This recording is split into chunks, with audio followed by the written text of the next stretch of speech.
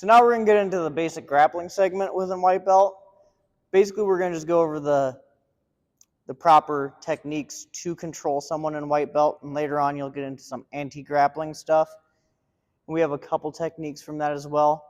Some of these techniques, basically every technique that you do standing up can be modified to do on the ground. There are very few exceptions of which you can't, but we're going to just go over the basic positions of grappling for now, and we'll throw in some techniques later. So this first one is called the mount.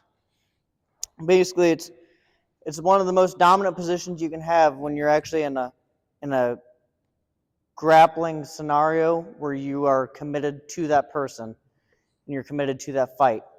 So we don't like to typically do the ground fighting. We like to evade ground fighting. We want to put our person on the ground, and we want to keep ourselves mobile, so if there's multiple threats, we can get up and out of the area as fast as possible or redirect our attention to that other opponent. But there are some times where we require to have that control over that person, either temporarily or on a more permanent basis. It's a case-by-case basis, and that's kind of why we do our grappling here.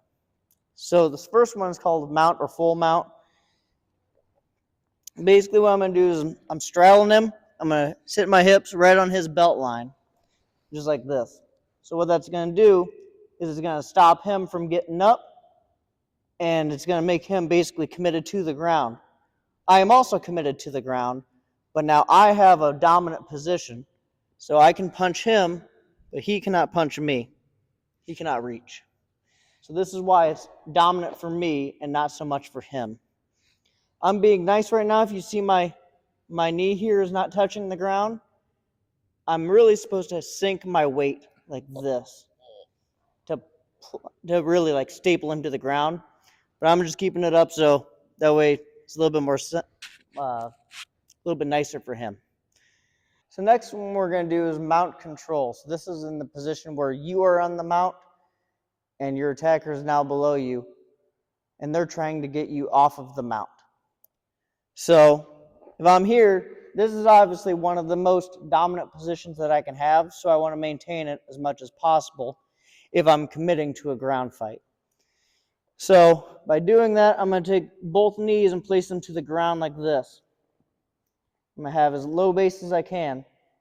There's two mounts. There's high mount and just regular mount. Regular mount is where I'm basically sitting on his hips. High mount is where I'm basically up on his shoulders.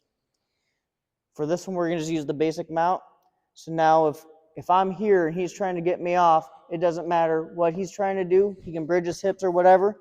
I have to shift my weight. So if he tries to bridge his hips, I have to come down like this. I know he's going to try to get me off from here, so I have to either step back up or sit back down here and create weight on his body. If he's trying to roll over, you can either fight him on that or let him go. I prefer to let him go. So if he tries to roll this way to try to get away from me, roll, roll. Here we are inside control. So now he can still try to fight me, but he kind of gave me a worse spot for him. Now he has half of his weapons that he had before. If he keeps trying to roll, now I'm on back mount. Now he relatively has no weapons,